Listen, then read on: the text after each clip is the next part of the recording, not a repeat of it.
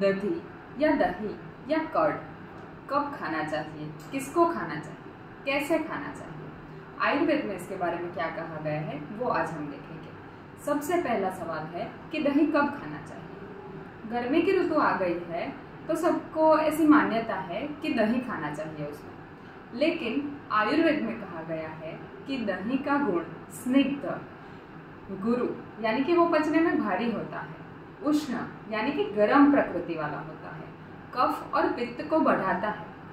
तो आप सबको पता ही है कि गर्मी में जठराग्नि मंद होती है, तो दही जैसे गुरु पदार्थ को कैसे पचा पाएगी।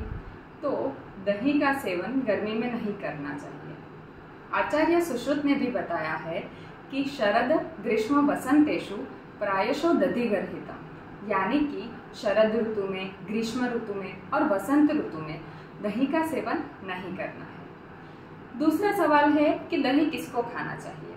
जो व्यक्ति दुबले पतले होते हैं और जिसकी जठराग्नि मध्यम होती है, या फिर जो लोग मध्यम शरीर वाले होते हैं और मध्यम जठराग्नि वाले होते हैं, वो दही का सेवन करेंगे तो उनको बल की प्राप्ति होगी। लेकिन उसमें भी ख्याल रखना है कि वो व्यक्तियों में पित्त का प्रकोप न हो। जो व्यक्ति मेदस्वी है यानी कि जिनमें फैट ज्यादा है, उन व्यक्तियों को वैद्य की सलाह के बिना दही का सेवन नहीं करना चाहिए। और आजकल एक नया क्रेज चल रहा है कि दही में प्रोबायोटिक है, B12 है, या फिर प्रोटीन है, कैल्शियम है, इसलिए लोग भर भर के दही खा रहे हैं। लेकिन उन सबको भी समझना चाहिए कि उनकी जठराग्नि अच्छी होगी तो ही उनको ये सब गुण प्राप्त होंगे, वरना कुछ फर्क नहीं पड़ेगा कितना भी दही खा लो। तीसरा सवाल है कि दही का सेवन कैसे करना चाहिए। तो दही को शहद या फिर आंवले का चूर्ण या फिर शर्करा मिला के खाना चाहिए। नित्य दही का सेवन नहीं करना है, यानी कि रोज दही कभी भी नहीं खाना है। रात को दही नहीं खाना है।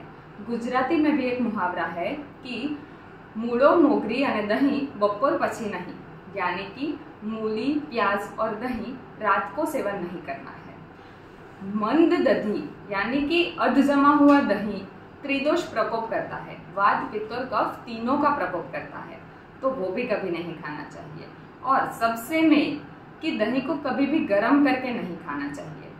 दही को गर्म करेंगे तो उसके अंदर के प्रोटीन विकृत हो जाते हैं, उसके अंदर फ्री रेडिकल्स उत्पन्न होते हैं जो हमारे शरीर के लिए नुकसानकारक होते हैं, और उसमें से जो भी गुड बैक्टीरिया होते हैं वो खत्म हो जाते हैं। तो ऐसे दही सेवन विधि का पालन करोगे तो ही दही खाना चाहिए, या तो फिर शीतपित्त, urticaria, skin diseases, vitiligo, rheumatoid arthritis या फिर डाइजेशन रिलेटेड अलग अलग प्रॉब्लम्स हो सकते हैं। सो थिंक बिफोर ईट।